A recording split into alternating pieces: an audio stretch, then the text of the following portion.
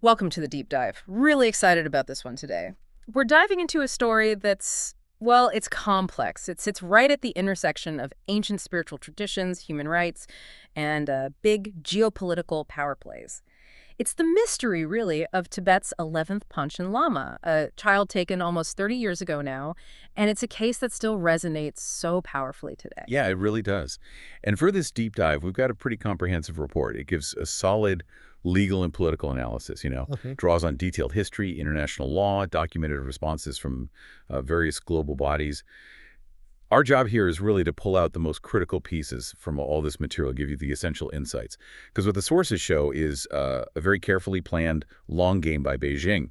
The ultimate goal isn't just controlling Tibet now, it seems to be about controlling the very future of Tibetan Buddhism itself, and the Panchen Lama is key to that. Exactly. And this isn't, just about one child vanishing, as tragic as that is.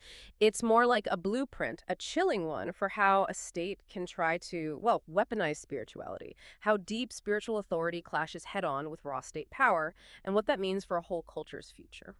Okay, let's unpack this. So to really get the gravity here, we need to start with the basics. Who is the Panchen Lama? For listeners who might be less familiar, maybe you could explain his role, his spiritual weight, especially compared to the Dalai Lama. Yeah, absolute crucial starting point. So in the Galwa school, that's the main school of Tibetan Buddhism, the Panchen Lama is second only to the Dalai Lama in terms of spiritual authority, a really major figure. He's seen as an emanation of Amitabha, the Buddha of infinite light.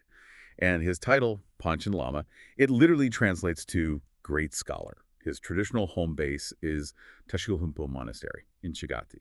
But what's really unique, and this is central to the whole story, is the relationship between the Panchen Lama and the Dalai Lama. It's reciprocal. For centuries, they've each played a really vital part in recognizing the other's reincarnation.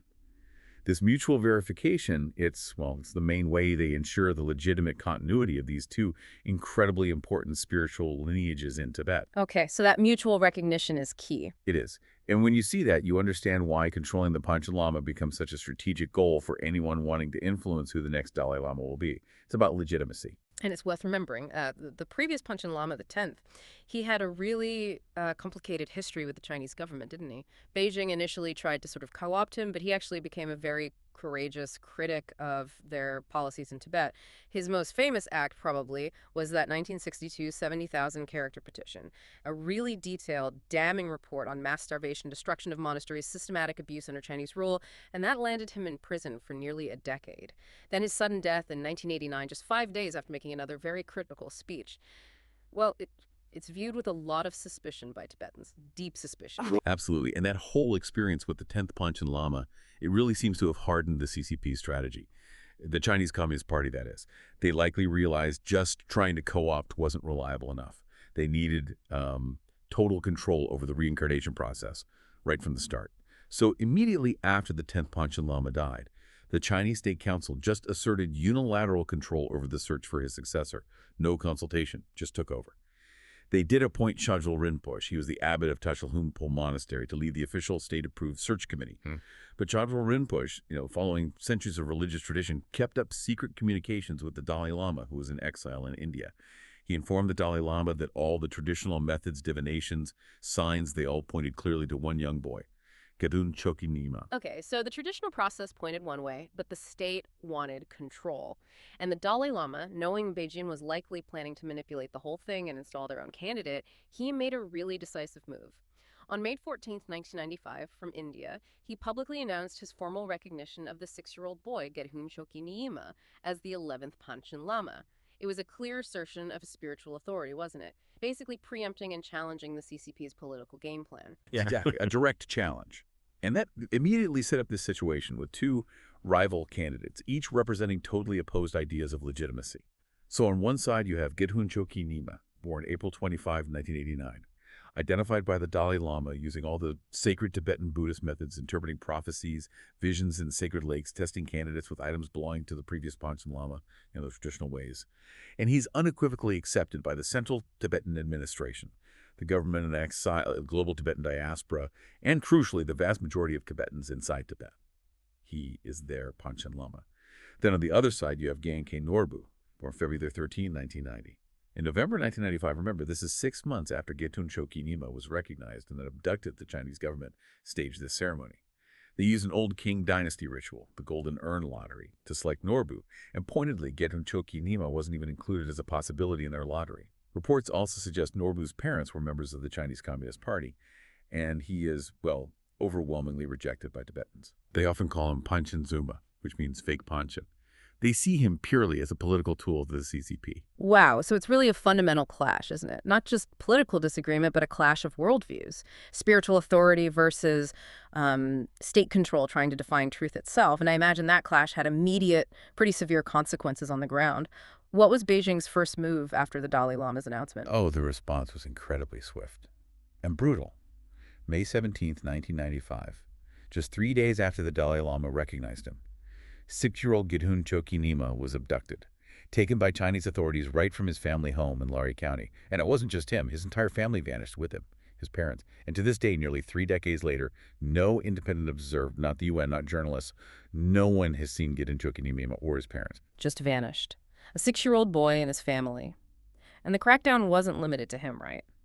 The reports mention an immediate, heavy security presence in Tibetan cities. Lhasa, Shigatse, officials from the CCP's United Front Work Department, Religious Affairs Bureau, Public Security Bureau, they all descended on Tashilhunpo Monastery, the Panchen Lama's traditional seat, pressuring monks, intimidating them, basically forcing them to denounce the Dalai Lama's choice. That's right.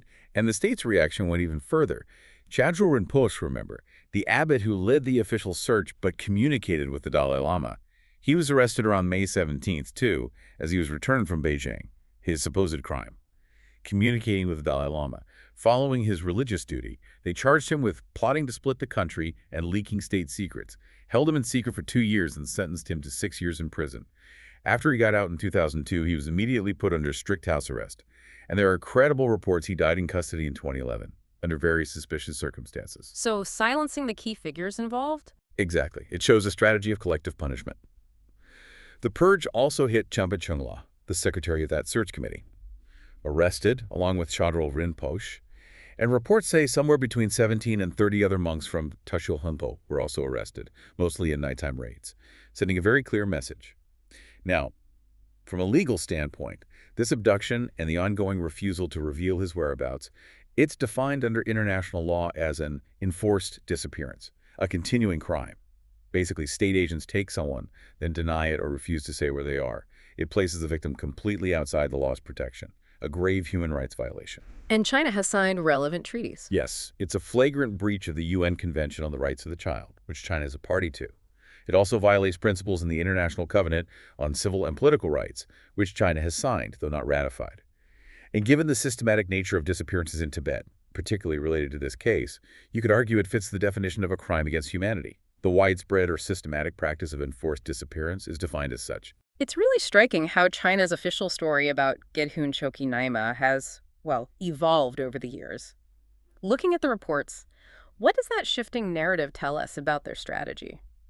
Well, it's a fascinating, if grim, study in information control, isn't it? The narrative has definitely shifted. It went from just flat denial to increasingly elaborate but totally fabricated details, all while consistently refusing any verifiable proof. So back in November 1995, they just denied it outright, said he was not missing, nor is he incarcerated. Simple denial. By May 96, they had to admit they were holding him, but they claimed it was protective custody, said his parents requested it to shield him from separatists. Protective custody argument. We hear that a lot. Right. Then by 1998, the story was he's just leading a normal life. Vague. But then, July 2007, they suddenly offered these very specific but completely unverifiable details. Said he was an ordinary Tibetan boy in excellent health, attending secondary school. They even gave his height 165 centimeters and claimed his parents were state employees. Very specific but impossible to check. And more recently? Most recently, May 2020, for the 25th anniversary of his disappearance, the story updated again.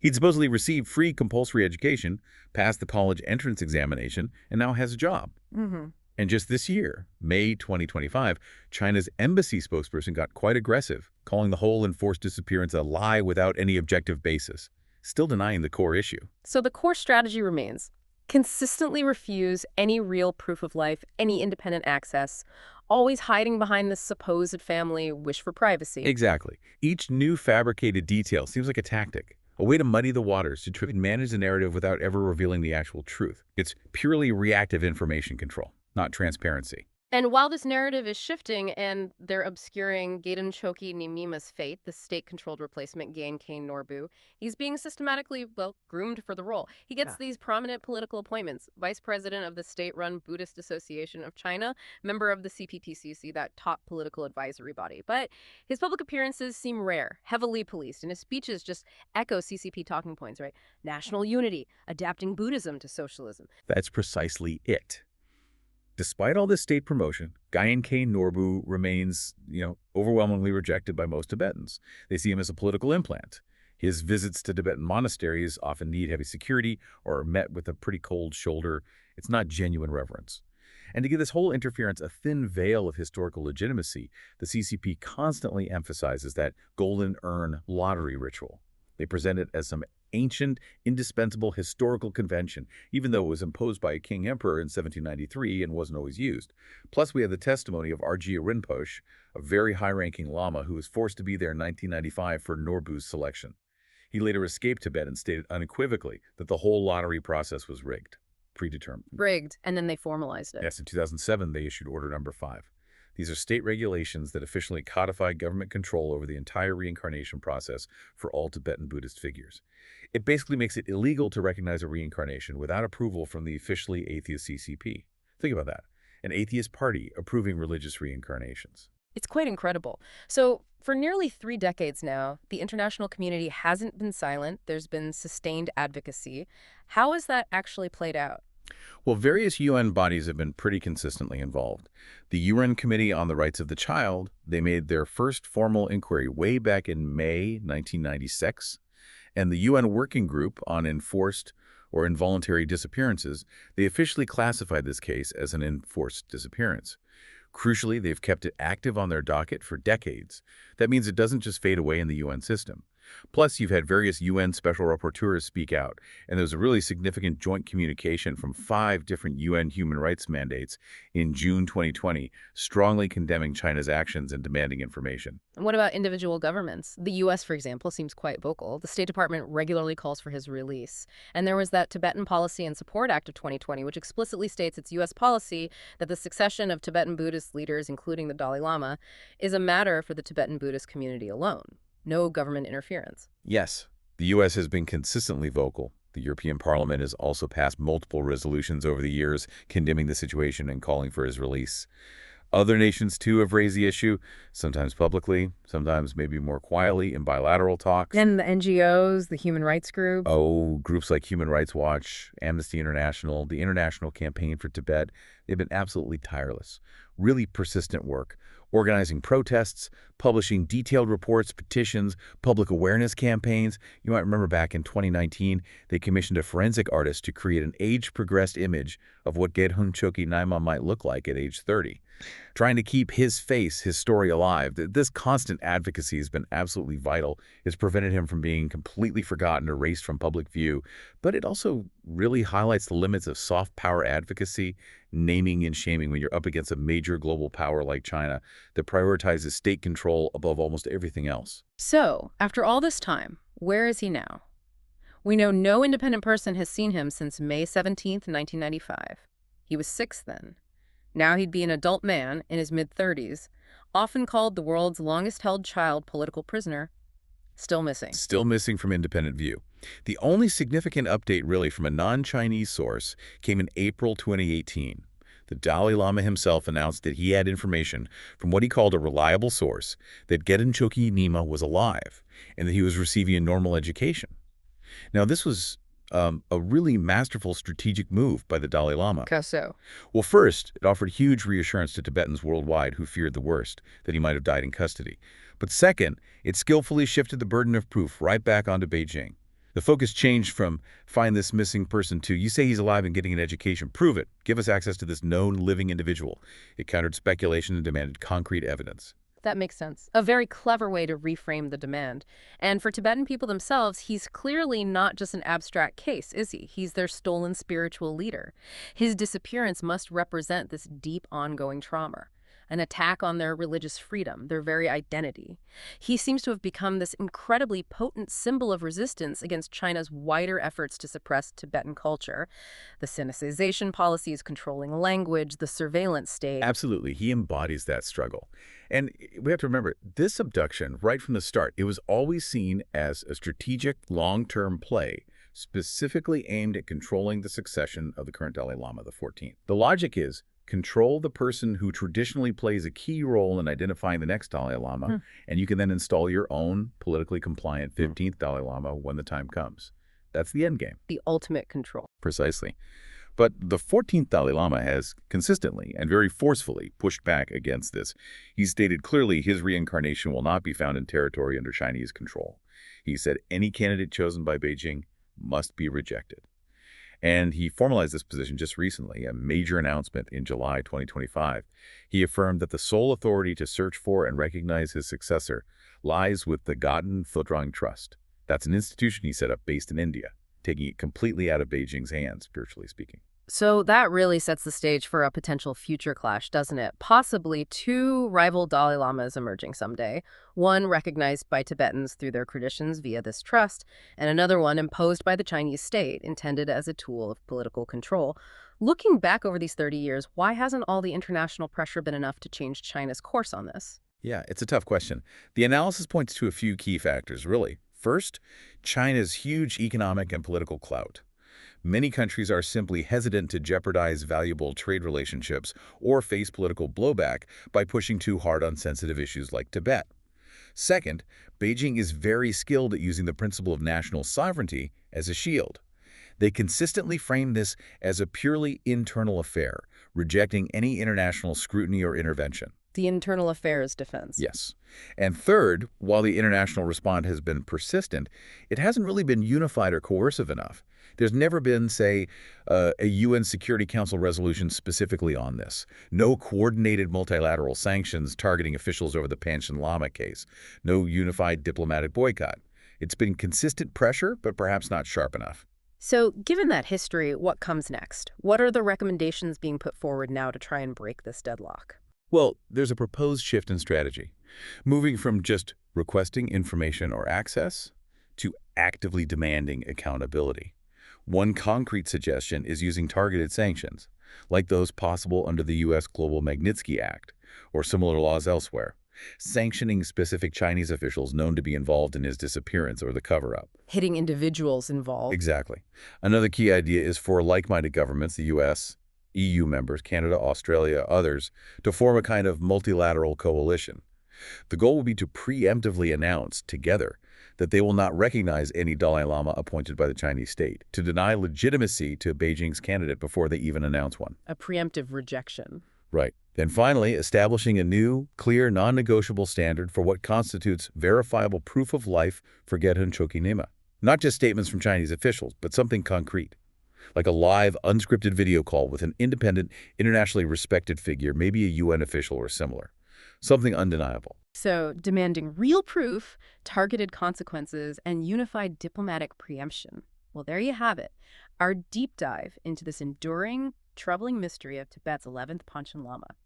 It really is such a complex story, isn't it? Faith, power, human rights, all tangled together. He remains such a powerful symbol of defiance and a real test of the international community's commitment to these universal values. He absolutely does. And it leaves you thinking, doesn't it?